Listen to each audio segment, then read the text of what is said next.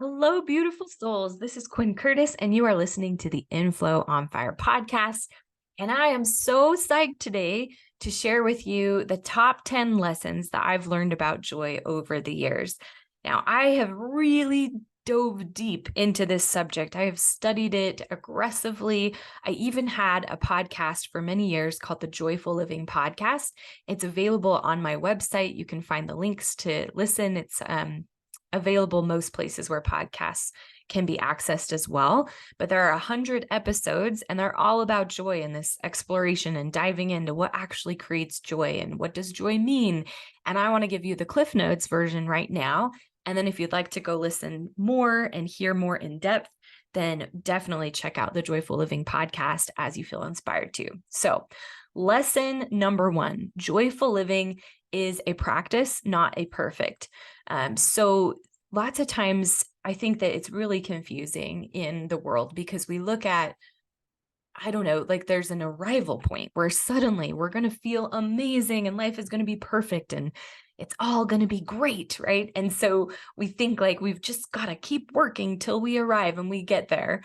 But joyful living is actually a practice. And the more you prioritize that your joy matters. And the more you follow what lights you up every day, you make those muscles stronger. Like the muscle of being able to feel comfortable with joy, the muscle of being able to choose joy, like those are real muscles. And in my experience, we have way too many patterns and habits in our society that are condition us for much more of like a life of struggle and hardship.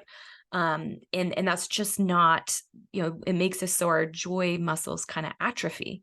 And so the more that we prioritize it and we make those muscles stronger by continuing in the practice of joy, instead of expecting one day we'll arrive at the perfect of joy, that can make it so much easier for joy to be more of your day-to-day experience, no matter what else is going on around you. So lesson number one, joyful living is a practice, not a perfect, and thus not an arrival point. You're never going to get there, but you can experience joy every day as you're in the practice of it. Lesson number two is that joy is our natural state of being. And so the more that we remember that living joyfully and having a joyful experience is more about returning to the truth of who you are and your natural state of well-being. And it's not about trying to attain something, the better, because those are really, really crucial aspects of joy.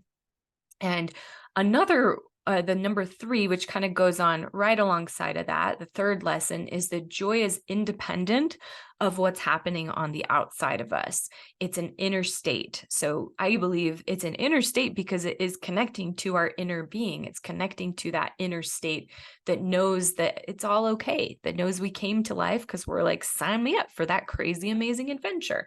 I'm down, and that explore adventurous part of ourselves that was up for anything life would throw us and wanted to like come and play, right? That part of us is a joyful part of us. And so joy isn't something we can go get.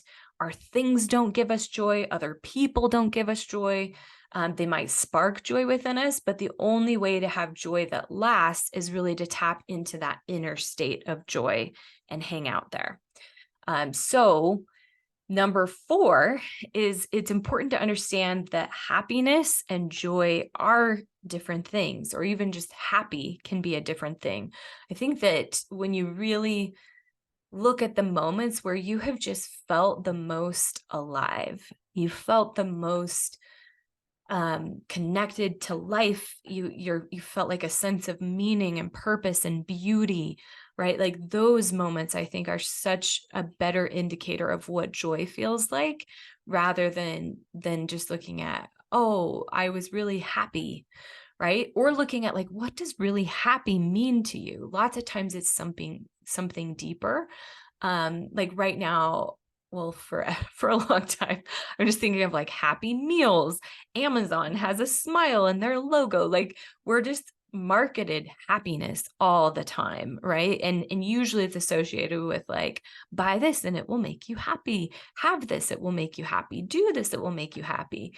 And so I think that as long as, whether or not you choose to use those words, or like that, if those words have meaning to you, recognizing that what we're talking about with joyful living is something deeper and isn't necessarily that just like surface thing. And you're just skipping through your day every day and it's all sunshine and roses. It's recognizing that even in really difficult times, there can be a sense of deep joy. And that's really where I've started preferring. I think it's why I actually kind of started to let go of the concept of joyful living a little bit. And I started to ease out of that. I stopped doing the podcast because for me, the word aliveness had a lot more meaning. And I realized that it wasn't as important to me to be happy all the time or to feel amazing all the time as it was to feel alive all the time. And that I wanted to experience all of the notes in the piano of emotions and experiences, and as much I wanted really to live fully in the highest highs and the lowest lows and everything in between, and have lots of interesting and fabulous experiences. And to see joy throughout all of that, absolutely, but not to be so attached that it could only look like joy for me to be okay. And so the word aliveness means a lot more to me, or the thought of like, I want to feel alive, has a lot of meaning. And so whatever word it is for you, that helps you connect to your heart and soul and kind of that sense of meaning and purpose and clarity and aliveness, whether it's joy or not, that is very, very different, or can be very different from just a fleeting sense of happiness. And when we think that they're the same things, that's usually what keeps us chasing things outside of us and people outside of us to try to keep us happy, and where we get really nervous and anxious about not being okay if certain things are happening or not happening in our life, or if we have what we want or we don't have what we want. So that is pretty profound when I've employed that in my life and really played with that. Lesson number 5 is that life is joy.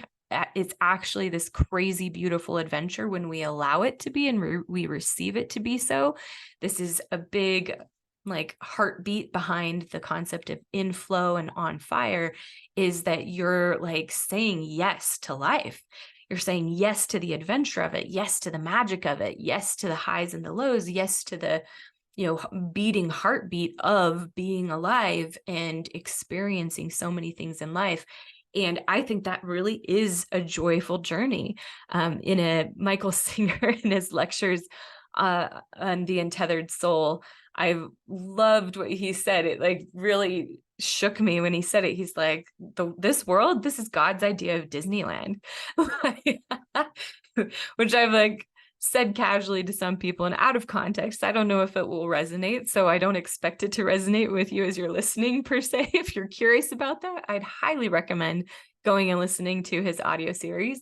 But his meaning behind that was basically, the Earth is this rad place where you can create and experience all sorts of things. You can go swimming with sharks if you want to. You can stay in bed if you want to.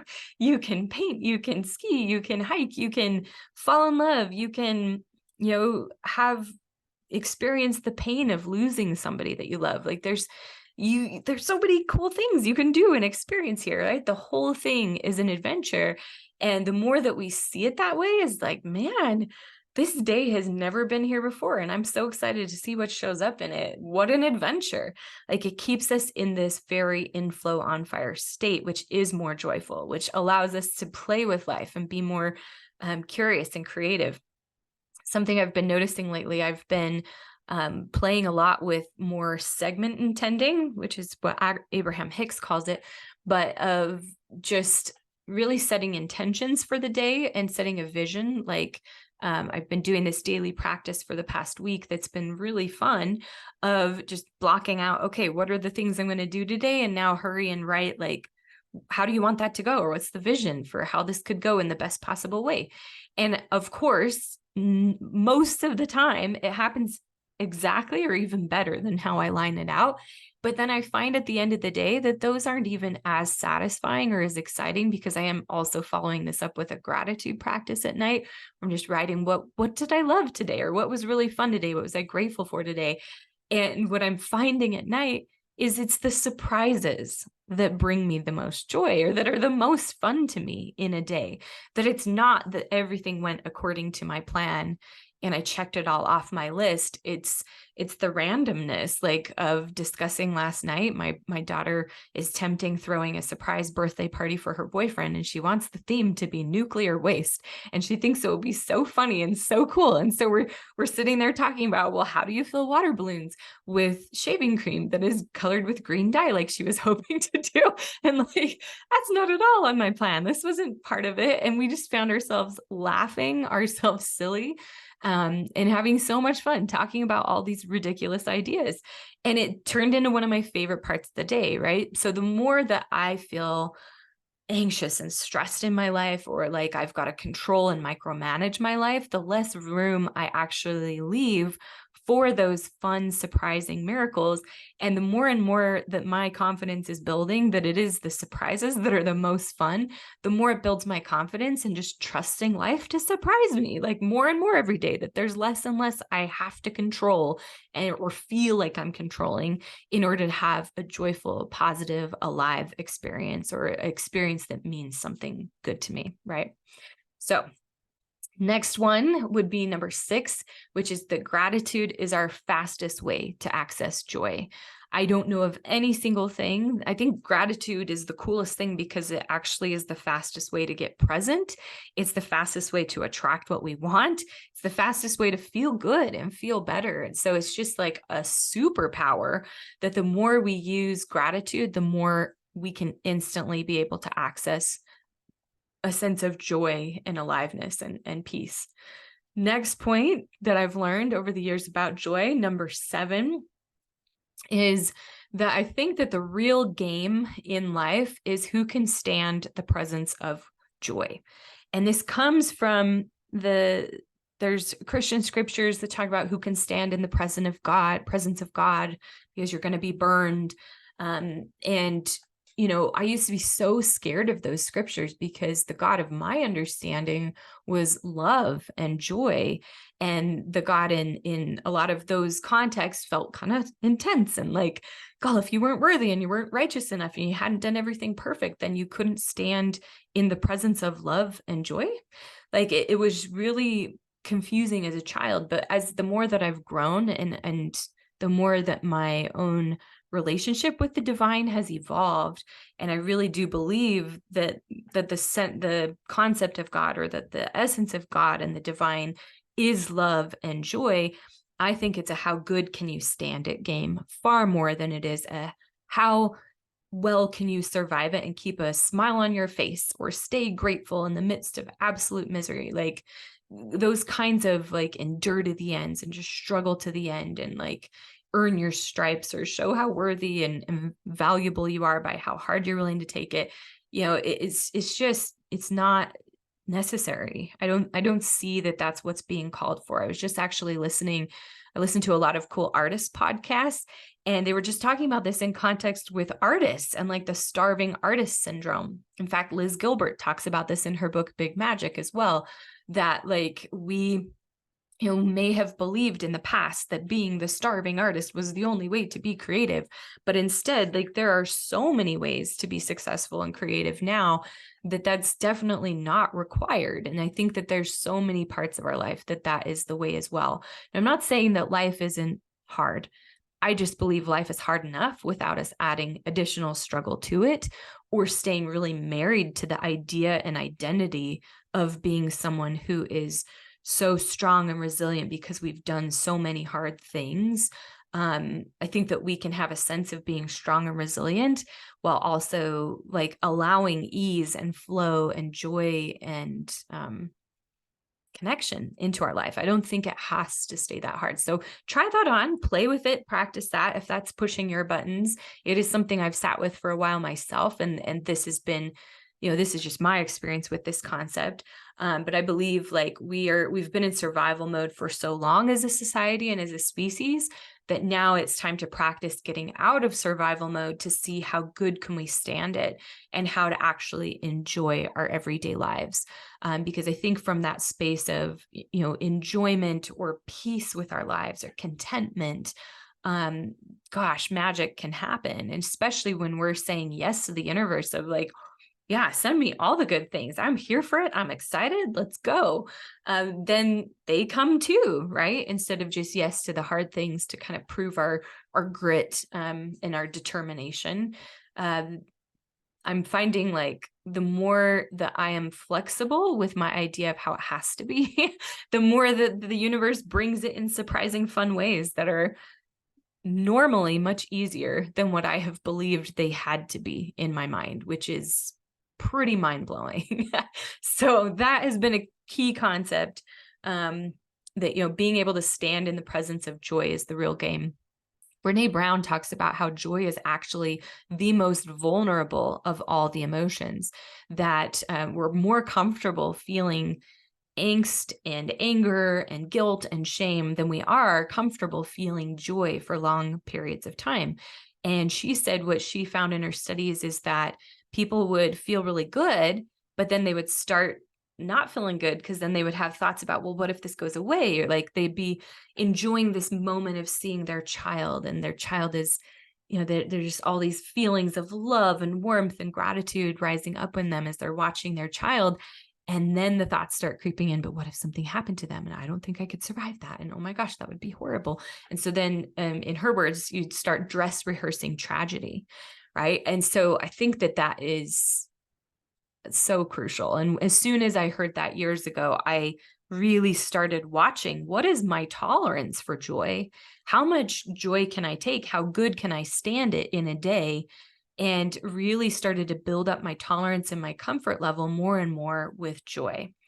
And that pulls in to this next point, which is number 8, which is we aren't used to connecting to each other through joy. Like that's not normal or natural. It's most normal to connect through our pain and our struggle. And so it can be hard to stand in your own joy when those around you aren't there. And it can even seem kind of insensitive or harder to relate. And so it's just a new way of orienting yourself. I find this with, talking with other parents maybe, and, it doesn't take long before everybody's kind of complaining about something. And then you're kind of connecting around what you're complaining about, like, oh, the teachers, or, oh, the school system, or, oh, the school lunches, or, oh, that whatever it might be, right? Like that you can laugh easier with it versus if we were all connecting, like, isn't parenting miraculous? Like, do you just sit there and look at your life and you're like, how did this happen? How did I create these humans? How did I co-create them? How are they here? And they're so cute and incredible and amazing. And like this is insane. How is this even logically possible? And like, you're not connecting in those ways, in like the positives. It's so much more easy and natural to connect in the negative. And so if you really want to live more joyfully and you want to have more of that sense of joy in your life, you have to go in with your eyes wide open that the world is not naturally going to meet you there. But that doesn't make it wrong. It just means that you show up with a little bit more bravery and a little bit more gumption to say, you know what? I'm choosing joy. I'm choosing to be part of the solution that I desire for this world. I want this world to be a happier space and a more peaceful, joyful space and safer space. And that starts with me being happier, peaceful, safer, more joyful myself, and inviting that in and making it safe for others to feel that way as well around me. It's game changing. I'm excited for some of you to go and apply that, because I know you're going to see like, whoa, this is a different game when you're actually really wanting to live joyfully and prioritizing that and getting out of survival mode. It is different how you connect with people. And I'm excited for us to figure that out. What a cool problem to solve, right? We got this. Number 9 on my top lessons I've learned about joy is that micromanaging the universe and trying to control everything around us to be what we want is the fastest way to kill joy. Instead, playing with the universe each day inspires joy. And so this looks like, you can put in your request. Like, I love if you're needing some support here, and some guidance there. I love Abraham Hicks. I think Abraham Hicks has the best, Esther and Abraham Hicks have the best knowledge about this type of thing, or the best way of approaching it. They talk about put in your request to the universe. Like, I would love for this to happen. And then just trust that the universe is hearing and responding and readying it for you. And then just go about and enjoy your day to day.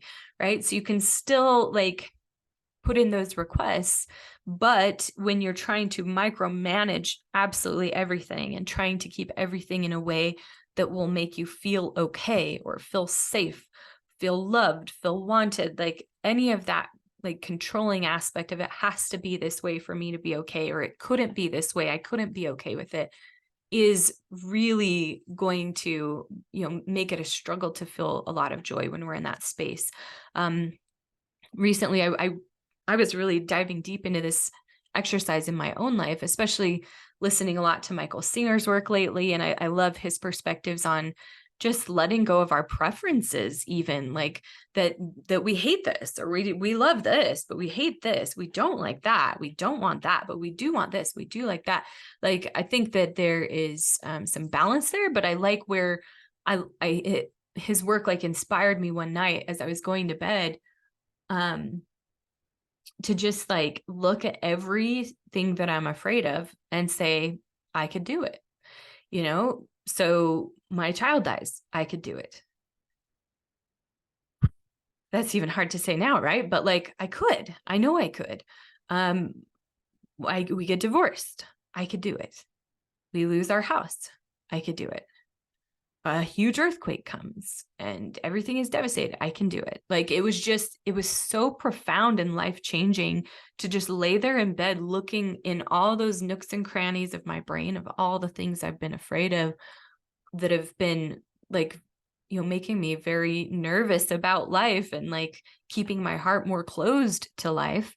And instead saying, I could do it. I could do it, And then the next step was, and I'd keep my heart open in it. I'd stay open to it, right? Like, whew, now we're talking next level spirituality, but it is, I believe that's where joy hangs out, though, is not in this like tiny little box of here's the tiny few things that actually create joy and make a happy life.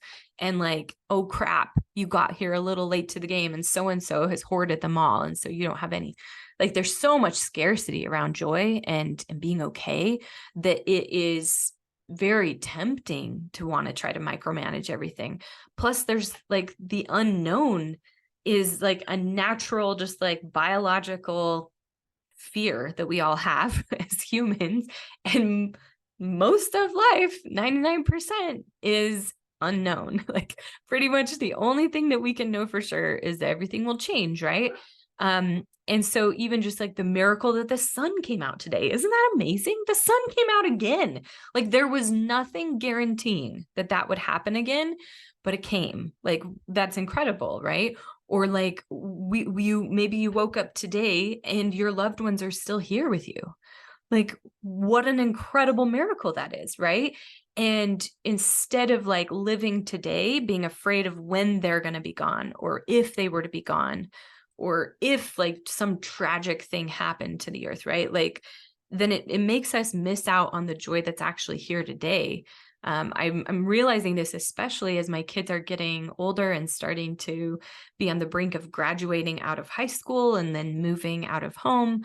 Like, it's really opening my eyes to how many years I've put off feeling these things. I've put off like enjoying them right now. In a lot of ways, not in all ways. I've tried hard there.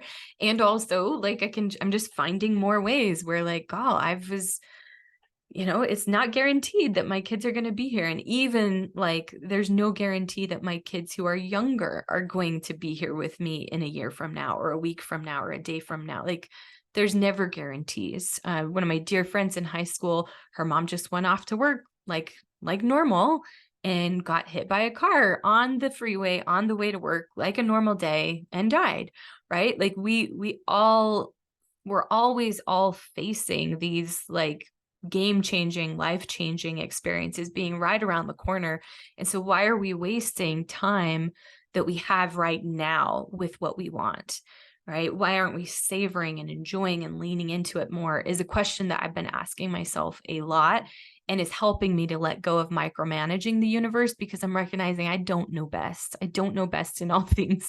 And that I have some good guesses about what could be cool to experience and what I'd really like. But I also, there's been a lot of things that I was vehemently against, and I found out later that I loved. One of them was motherhood. I never, ever, ever, ever, ever wanted to be a mother. It was not on my bucket list. It was not something I wanted as a child. In fact, I wanted the farthest thing from it, probably because the religion and society that I grew up in as I was younger was very religious and really pushed that girls needed to be moms. And so I was in hardcore resistance. And so, but then I have 5 incredible children. And if I had to let go of absolutely everything else and just hang on to them, I would do it. Like, it wouldn't even be a question. They are the best things in my life, along with my husband. And I just feel so, so grateful. So, I was so sure that I was going to hate it. And I did struggle, and I have my own struggles with it, of course. But overall, God, the coolest experience you could have. Like, my girls are so funny sometimes, and they're like, "We're never gonna have babies. We're too afraid." Like, in the movies, they make it look so scary to have babies and like to give birth. I'm like, giving birth was the coolest experience of my life. Like, if I could do it once a year, every year, and not have to raise the babies, I would probably do it. And if I didn't have to be pregnant also, those would be the 2 caveats. So obviously this is not my next like strategic move in life, but just saying I loved the experience of giving birth so much. Like, all 5 times. It was so cool that, like, here again, something painful and scary and like intense and even life threatening, right? Like, I'm a hell yes to it. Call me a thrill seeker. I don't know. But like, that's life, right? Life has all these crazy, cool, difficult, incredible experiences. I look back too at some of the hardest things in my life, like when my husband's parents passed away very young. In fact, I just hit 40 this year, and my husband was remembering that his mom died at age 45. Oh, that's so close to where we are right now. And his dad died a year later. He was 10 years older than his wife, and he died at age 55. And so, like, going through those harrowing experiences of their health declines and their endings of their lives, like, I look back and I would never want those taken from me. Like, I look back and I'm like, thank goodness those happened. I learned so much. I grew so much. My husband and I grew closer in ways that maybe never would have happened. And my connection with like the divine and my angels is so much stronger, knowing that I've got my angel Larry and angel Doreen on the other side. Like, there's beautiful parts of all of life's experiences. And so this is a major aspect of living in Flow on Fire, which is a joyful living path, right? Which is, the more we trust life to flow and unfold and show up in support of our highest good, and we let go of us believing that we know more than the divine that put us here or let us come in here, or whatever your belief is there, or the the organizing force of nature that has been, making it so the tides come in and the fish all have food. And like, you're not managing any of that. I'm not managing any of that. Like, there are deer, 15 minutes from my house. They're all finding food because they're set up for success there. And those, there's just so many instances where, like, I don't know better than the universe. I don't know better than Mother Nature. I really don't. And so what makes me think that I'm the expert on what I will like and what I won't like and what I can have in my life and what I can't have in my life? It just puts me in a box, which is not a joyful space. So our grand finale, number 10 lesson of what I've learned about joyful living over the years is that joy is the most magnetic force in the universe. Joy draws more and more goodness to us. And so even, in our in our lives, if we're in a joyful state, it's going to naturally bring more joyful people into our life. It's going to bring more joyful experiences into our life. And the more we're celebrating and savoring and enjoying that joy, the more that joy just multiplies and more will come.